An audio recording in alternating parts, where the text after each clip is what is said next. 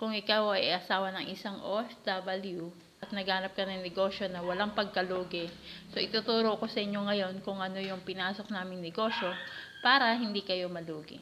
So, noong 2017 o 2016, meron kaming biniling isang lupa na napaka-simple lang.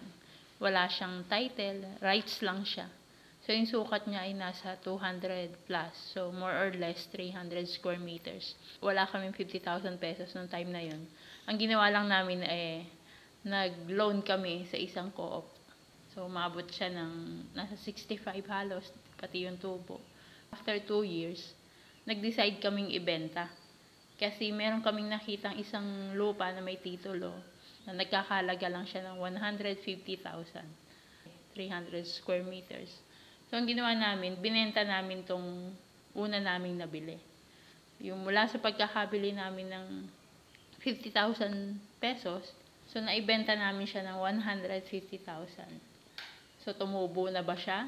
Siyempre, tumubo siya. Kung meron ka mang 50,000 pesos ngayon, hindi yan tutubo sa loob ng 2 taon ng 20,000 sa bangko. So, naisip namin tama talaga yung decision namin na binili namin yung lupa na yun kahit rights lang siya. At least naibenta namin siya ng 150. So, madaling salita, nabili namin tong 150,000 na lupa na may titulo.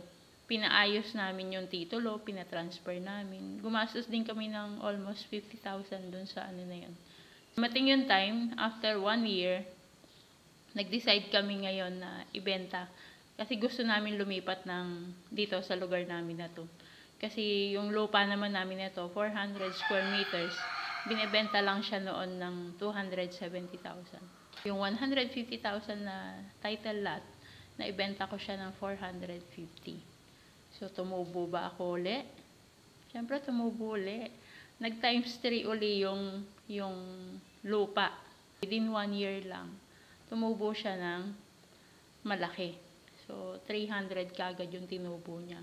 Yun yung kagandahan sa lupa. Hindi siya bumababa yung value, kundi pataas siya ng pataas. After naming mabili yung lupa na yun, nakita ko dito sa lugar namin, maraming binebentang lupa. Agent ko yung isang lote rito. Pinapabenta niya yung lote niya na 190 square meters. Pinapabenta niya sa akin ng 140,000. Pinost ko yung lupa niya. Tapos nakita ko merong interesadong tao na gustong-gusto yung lupa. Tinawagan ko yung mister ko. Sabi ko, pahiram nung pera mo. Kasi gusto kong bilhin yung lupa dito dahil meron akong sure buyer. Para tumubo ako ng 50,000 within 1 day. So, pumayag yung mister ko, pinadala niya yung pera. At, ayun, binili ko yung lupa nung umaga. Pagdating nung hapon, yung buyer ko dumating. Nayaran ko yun ng 140, tapos naibenta ko naman siya ng 190. So, nagkaroon ako ng 50,000 within 1 day. So, yung 50,000 na yon dahil mabilis ko lang naman siya nakuha, ginawa ko dahil magbe-birthday yung tatay ko nun. Binili namin ng owner. Binili namin siya ng owner type jeep niya. Nanggaling yung 50,000. Hindi nanggaling sa sahod ng asawa ko. Ang inalok sa amin lupa na yung laki niya is 2,000 square meters. May mga rambutan, may kasoy, mga saging, kalamansi. Maganda yung farm. Overlooking pa siya. So, 100,000 namin siya nabili. Tapos, after 6 months, merong nagkagusto dun sa lupa. So, naibenta ko siya ng 380. So, within 6 months, tumubo ako ng 80,000 dun sa pera na yun. Ay, sa lote na yan. May inalok na naman sa akin na lupa. Nagkakahalaga siya ng 300,000. At yung laki niya is 2,000 square meters. Kaya lang naka-mother title pa siya. So, ang ginawa namin, pinag-usapan namin ulit itong mag-asawa. Sabi ko sa asawa ko, isusugal ko uli yung pera mo. Pumayag siya. So, binili ko yung lupa.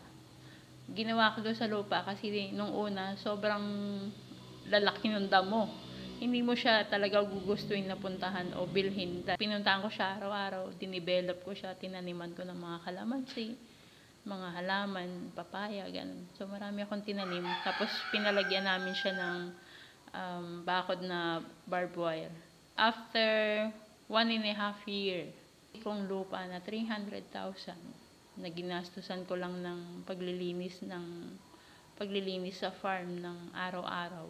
Sakripisyo na araw-araw ko siya pinupuntahan, nililinis. May nagkagustong buyer.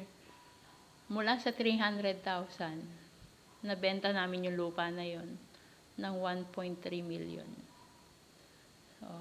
So, siguro nagulat din kayo, kahit kami, nagulat kami. Na joke lang naman sa amin noon yung presyo na yon. Pero nakakatuwa na kumita kami ng 1 million sa lupa na yun. Nakabili kami ng sasakyan ngayon. So, yung sasakyan na Montero Sport, manual lang naman siya, pero 1.3 yung halaga niya. So, parang yung sasakyan, nabili lang namin siya ng 300,000. Naghintay lang kami ng konti para mangyari siya. So, grateful kami talaga dun sa bumili na yun. Dahil nakita namin maganda yung negosyo na to. So, bumili uli kami ng lupa dito sa malapit sa amin. Halos harap ng bahay namin. 700 square meters. So, nabili namin siya ng 550,000. Pero, pinopost na namin siya ngayon. Binebenta namin siya sa halagang 750 to 800,000. Tapos, may binili din kaming isang farm. Kung alam niyo yung Mount Samat, yung dambana ng Kagitingan dito sa Bataan, harap siya halos nun. Maganda rin yung lupa.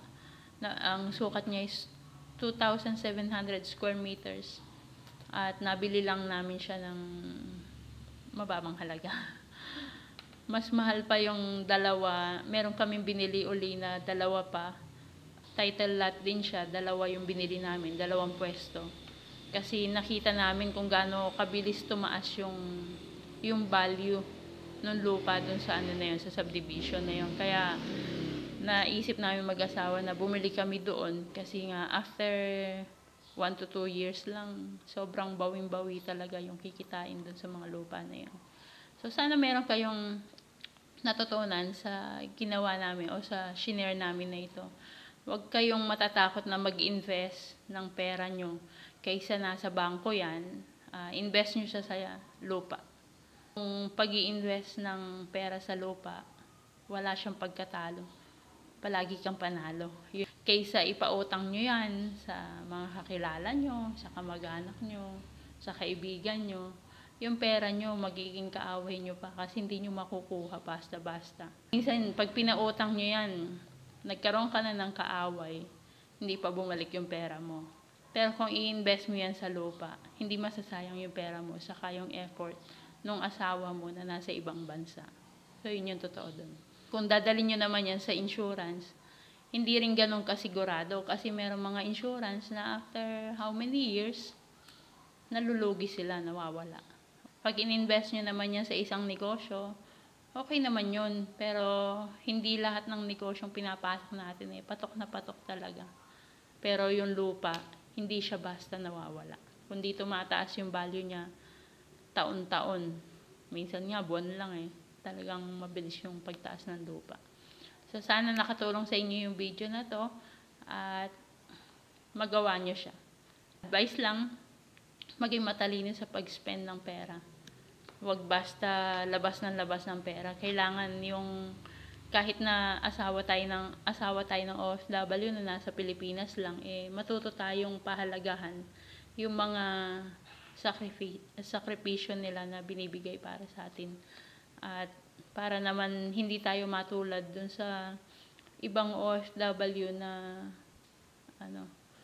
naubos na lang yung pera pag uwi ng asawa kasi walang naipundar. Pag nakauwi siya na walang nangyari sa pinagpaguran niya, sigurado na madidepress yan. Pero kapag ang isang OFW, nakita niya na pinahalaga ng asawa niya yung kinikita niya, sigurado na mas magiging maganda yung relationship niyo at mas masisiyahan siya na gumawa kasi nakikita niya yung bunga ng sakripisyo niya. So, para sa ngayon, yan lang muna yung tip ko sa inyo. Sana nakatulong siya sa inyo. Bye!